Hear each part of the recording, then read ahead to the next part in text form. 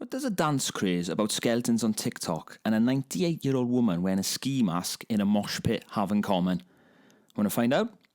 Keep listening to TV Party, a podcast about music on the telly.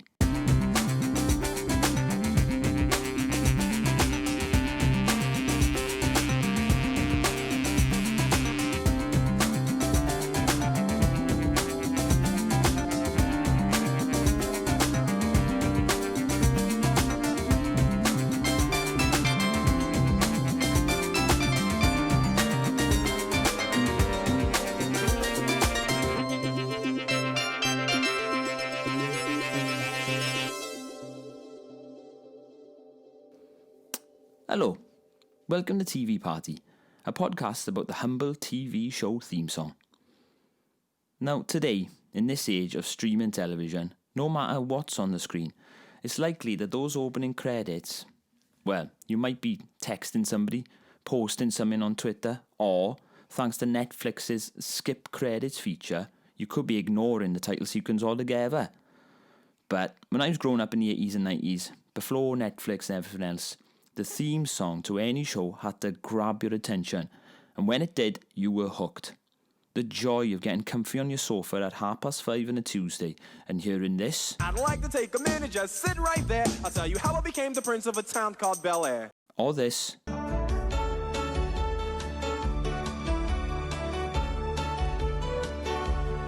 Really whetted your appetite. You weren't going anywhere. So today's episode, we're going to look at a classic of 80s American TV themes, The Golden Girls. Now this show was big.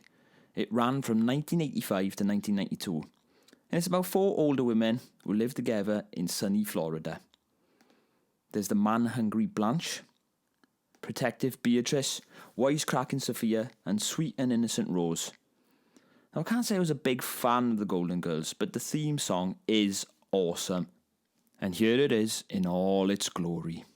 Thank you for being a friend. Travel down the road and back again. Your heart is true. You're a pal and a confidant. And if you threw a party, invited everyone you knew, you would see the biggest gift would be from me, and the card attached would say thank you for being a friend. And if you threw a party, invited everyone you knew, you would see the biggest gift would be from me, and the card attached would say thank you for being a friend.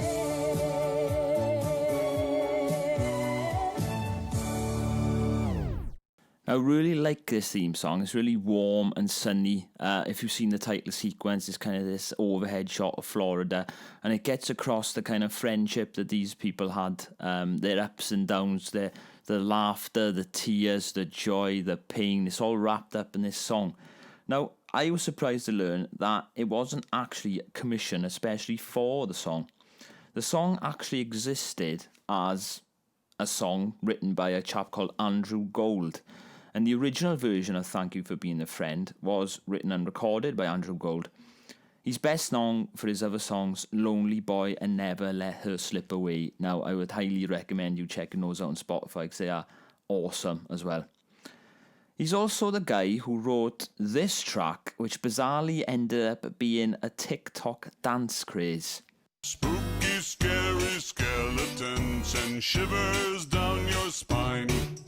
Shrieking skulls will shock your soul, seal your doom tonight. Now, the song, which ended up being the theme to The Golden Girls, appeared on his 1978 album All This and Heaven Too, and was also released as a single that same year. Now, that was Gold's third studio album and was a success for him at the time. The version used for the TV show was actually re-recorded by somebody called Cynthia Fee. At that time, she didn't think much of it and recorded the whole thing in just a couple of takes. Turns out it would be the biggest career move she ever did. Now, Cynthia Fee did a lot of jingles. Nobody does it like you, Hoover.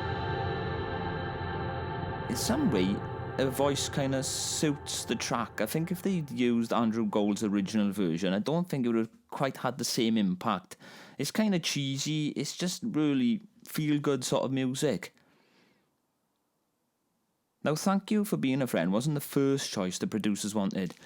Initially, they actually approached the studio that had the rights to Bette Midler's song Friends, which I'd never heard. However, the cost of buying the license to use the song was too expensive, and they had to just pass on it. Not everyone back then had a massive budget to spend on theme songs. Thankfully, someone on the crew who worked on the Golden Girls show remembered Andrew Gold's song and pitched it to the team.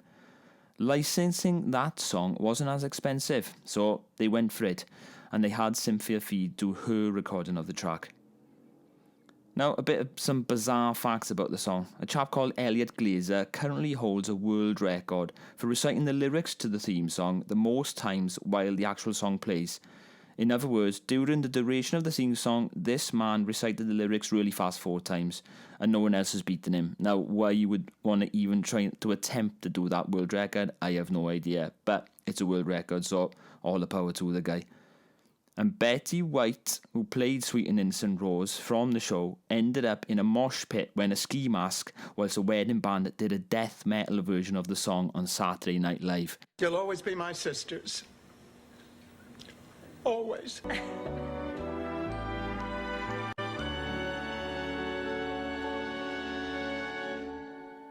Now, when it comes to making money from an actual theme song to a TV show, very interesting. Gary Portnoy, now this was the guy who wrote the theme song to Cheers, another absolute beast of a track. Now think about this, Cheers, the TV show, aired 275 episodes over 11 seasons and was eventually syndicated to 40 countries and 180 American TV markets. And now, with the advent of technology like iTunes and streaming, it's likely that an episode of Cheers is playing somewhere in the world 24 hours a day, 365 days a year. You can definitely see the same thing for the TV show Friends as well, and the theme song associated with that. So think about the revenue you'd get from that. Absolutely ridiculous. Definitely something you could retire on.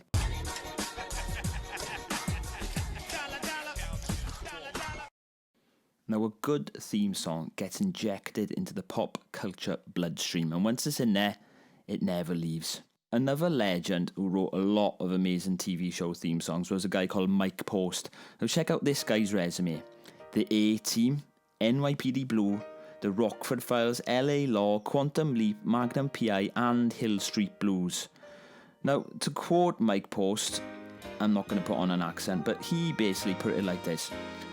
I was raised in the record business, and to me, having a hit song was the goal. That was everything, he says. When I sort of fell into this business of being a composer for TV, all I was trying to do was to write a 45-second, 1-minute hit record.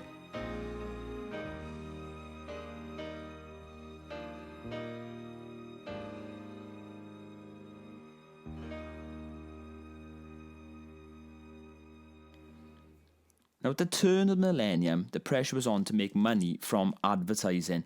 And unfortunately, that meant that the introductions to TV shows had to get even shorter. 5 seconds or less in some instances, making themes about as musical as the sound of your computer booting up. Now let's fast forward to today. We got such a selection of TV shows we can watch, whether it be on Amazon, Netflix, etc, etc. But has the humble theme song died? I don't think so. And to help me with this, I'm going to introduce my guest. My name is Howell Evans. I'm a TV and film editor, and I've been working in the broadcast industry for the last 15 years.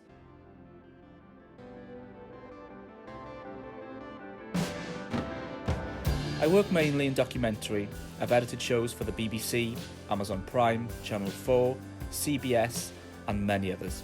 I've also worked on drama, editing soap operas and films. Basically, in my job, I put music to pictures every day, and I know how important it is to get it right. My favourite TV theme. It's really difficult to pick a favourite TV theme. There's so many great pieces of music that have been written for TV. Twin Peaks, X-Files, The Simpsons, Dial M for Murder, Boone, I could go on. But if I had to pick one right now, it would have to be the opening music for Gladiators. It's heroic, anthemic, perfectly suited for the show. The opening horn sequence represents the entrance of these superior humans.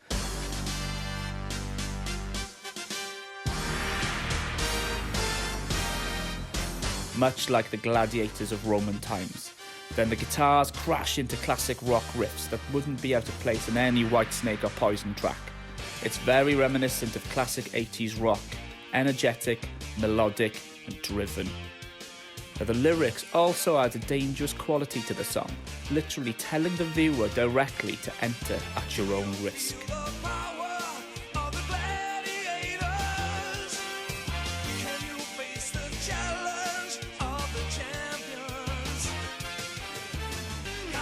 Got to move like a streetwise fighter. Got to face the fire of the tiger. Got to give your all to win. Ready or not, let the challenge begin. Now it's time to race. It's face to face. Get on the track now. There's no turning back now. Your future's on the line. Are you a gladiator? Over these lyrics, the close-up faces of each gladiator fade up as they scowl menacingly into the camera, looking the viewer directly in the eye. This makes the viewer feel that they're not worthy to be in their presence, and then we fear them. We then feel fear and trepidation for the contestant, for the person who thinks he or she has a chance to win when they have to face up with one of these gladiators, and we're invested.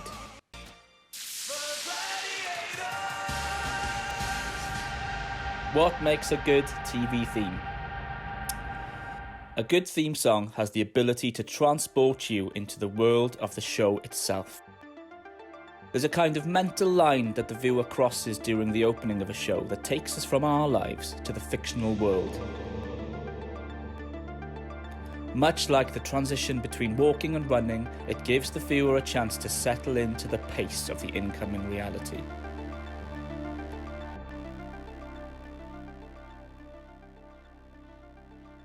In my opinion, the TV theme is now more important than ever.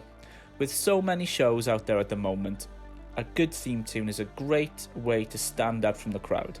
Whether a show's on ITV, BBC, Netflix or Amazon, it still needs some kind of introduction, and it still needs a theme tune. There isn't a TV introduction that I haven't been able to find on YouTube, which gives it a platform to stand up in its own right, and it brings even more attention to the show itself. So, if anything, I think streaming services has given more importance to the TV theme tune.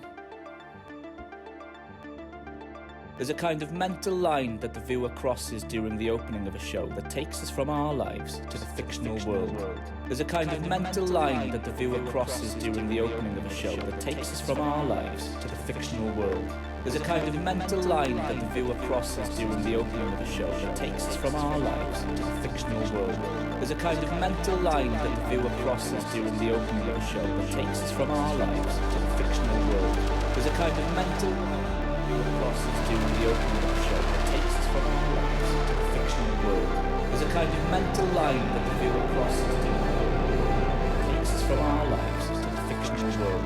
There's a kind of mental line that the viewer crosses during the opening of the show that takes us from our lives to the fictional world. There's a kind of mental line that the viewer crosses during the opening of the show that takes us from our lives to the fictional world. I write music for TV shows. It's amazing. That's my job.